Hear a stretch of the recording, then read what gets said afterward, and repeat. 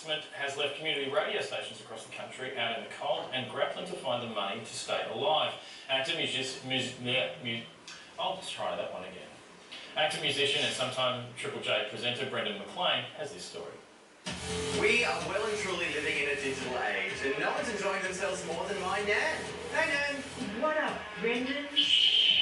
Community radio stations across Australia are struggling to keep up in the digital age, and, like my Nan, their time is soon up.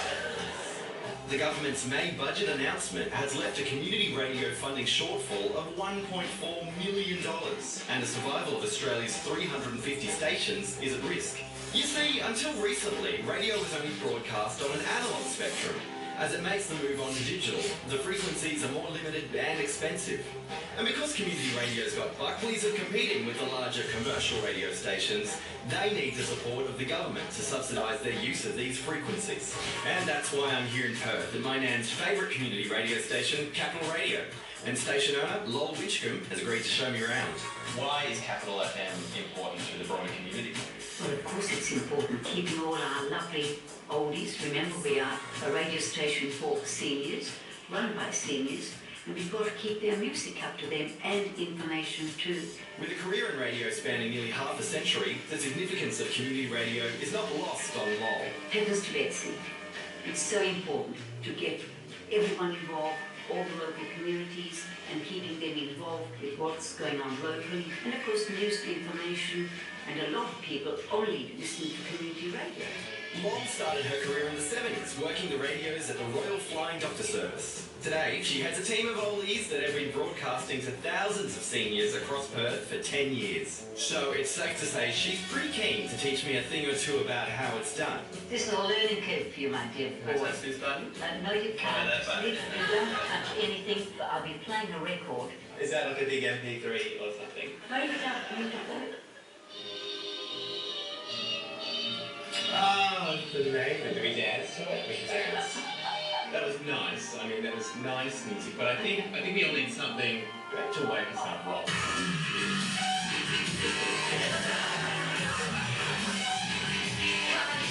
Capital Radio is just one of 37 community stations across Australia that broadcast digitally. And it's likely that without continued government money, which no one has yet promised, their future in the digital world will be over. And if you thought community radio was limited to the ears of inner-city, cider-swirling hipsters, think again. 1 in 4 Aussies tune into their local community station, from Kalgoorlie to Christmas Ivy. So whether it's Indigenous stations, ethnic broadcasters, faith-based stations, we're seen as leaders of community broadcasting.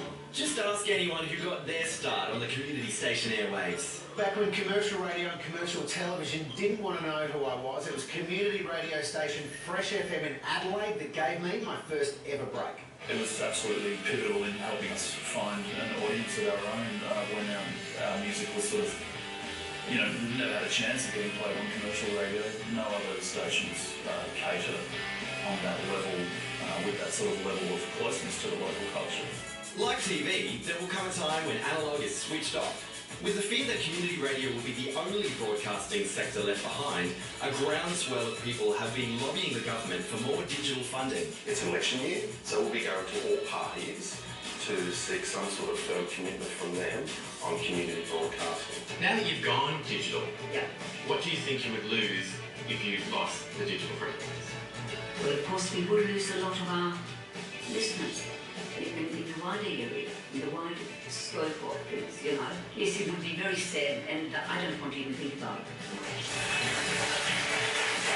So I used to work at Fresh FM in Adelaide 15 years ago. It was 92.7 Fresh FM, but we shared the band with Radio Italia. So for 12 hours a day it was banging house music, and for the other 12 it was old Italian people speaking Italian. It was a weird crossover at 9 AM and 9 PM every day. It's interesting to know, we were all talking about this today, that every single one of us at this desk got our start on community broadcasting. I was on Radio 3 in Newark, Monash University. And Channel 31? Yes, with Hamish and Andy and Rove and a whole batch of Australia's finest broadcasters. So community radio is responsible for no, it's wonderful, and it gave us an opportunity, and it really is something very important. Dave Hughes got his start on community radio, and he's enormously wealthy, could probably solve the problem himself. If you're watching while you eat your fish and chips, get the checkbook out. But if you you want to take some action and make sure your community radio station has a future in digital, or even if you'd like to volunteer at your local radio station, who knows where that could lead, all the details on our website. Time for a quick break. We'll be back after this. Coming up, Rupert Murdoch splits from wife number 3. Philanthropy in the 21st century.